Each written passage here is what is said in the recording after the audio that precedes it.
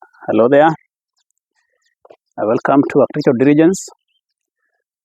Today I want to share with you one of the series of the due diligence process. And today I want to look at environmental due diligence. And basically these are component of diligence processes that you need to undertake in any kind of a project that you are carrying out, so that you're able to identify some of the gains and some of the losses that you may accrue as you carry out the project. And I'll be able to delve into some of the aspects that you need to look at environmental diligence, because it being a critical component in a project cycle, and even as you do any kind of development. The first I look at the basic aspect as per the constitution of this country, Kenya, that before you carry out any kind of a project, especially project that may have some big impacts on the neighborhoods, you must carry out something we call EIA, Environmental Impact Assessment. And even in bigger scopes, you must carry something called SIA. That's basically Social Impact Assessment. And why are these assessments critical?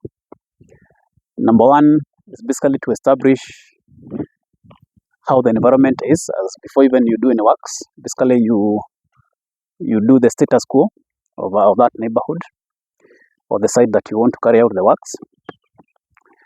And most of these things you do them through a site visit, through your consultant. Basically, who the person you need to do this job is basically a lead expert, a licensed lead expert by NEMA. And they basically carry the initial site reconnaissance and be able to pick out some of those aspects as per the site.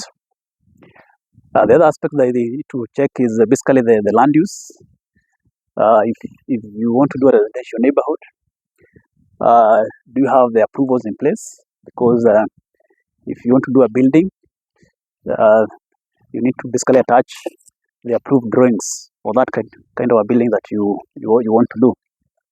If it's a public project, basically the documentation that you may require to attach and be able to sign up that project as a public project. So basically what an EIA establishes is the impacts that the project would have on that particular site. And then what you need to do as a proponent or the client is to basically put across the measures that you shall deploy to restore or to mitigate the impacts, especially during construction. And one of the impacts that could occur in a project site is basically generation of dust, because as trucks move in and out of that site, you'll cause a lot of dust. Also, there will be a lot of, maybe if the site has vegetation, that means you have to clear the vegetation, you cut some trees. So some of the mitigation is to show how you'll be able to bring back that vegetation, or if not in 100%, what are some of the measures that you will carry out to restore some of the nature that was there before. Then in terms of movement of vehicles, trucks on site, all that you need to cover it within an EIA. Then on a broader level of a SIA, basically this is now social impact. Here we are looking at bigger neighborhoods and an impact on the livelihoods, impact on the people. And mostly you do SIAs when you're doing these big projects, maybe like roads, dams, where you need to move people, where you need to locate people. So those are some of the things that need to, when you are doing actually those kind of projects, a SIA must be in place, because as per the constitution, public participation is critical to carry out a public participation. If you're moving out people, if you're doing for example, when they are doing Karemeno Dam, who had to be moved from their land, it means you have to compensate people, you have to see how people are settled. Basically, that's some of the aspect of environmental due diligence, because if you don't do this, it means that your project may end up not being accepted by the community, and even the law of the country requires you to do that. The other aspect that we also look at environmental due diligence is basically now the drainage issues, because drainage is critical. And drainage here, I'm looking at both wastewater and also surface runoff on open spaces. How will drainage be sorted out? Because if you are building a house, you are building an apartment, you need to know how stormwater shall be taken out of that site. You need to know how the grey water shall be moved out. Is there a sewer nearby? Are you going to do a septic tank? Are you going to do a biodigester? Those are some of the diligence aspects that you need to consider, even as you come up with the designs, and even as you come up with the critical components for drainage. Then over and above that, once you do a development, and maybe you have done quite a big parking, basically you have a lot of surface runoff, the stormwater. So as part of due diligence process, you need to indicate and establish how you shall deal with surface water runoff. Then the other aspect that is critical is conservation.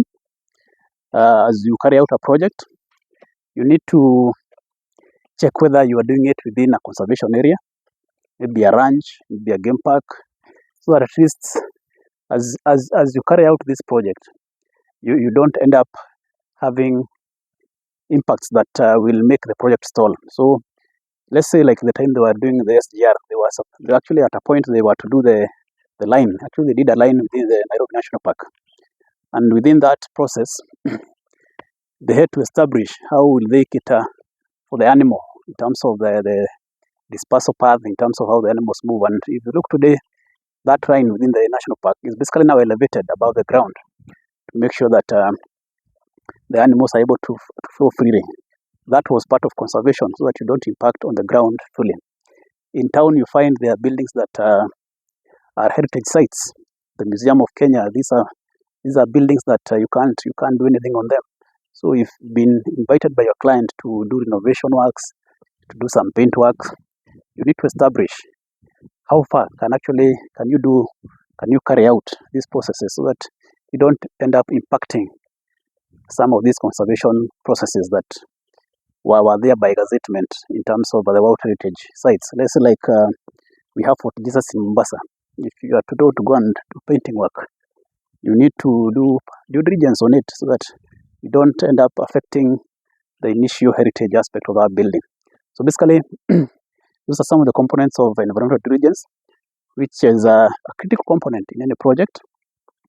So that even if you're putting a residential house, you're putting an apartment, you're putting an industrial park, a master plan development, that due diligence is critical, and it is anchored in the Constitution and the way it should be carried out in the country. To some extent, there must be public participation, and it is important to make sure that you comply with some of these processes, so that you don't end up having your project stalling. So karibu sana. Do subscribe our page, log in, and be able to like our page. Do follow this conversation, so that at least we're able to make more videos of this nature and be able to educate more people. Asante.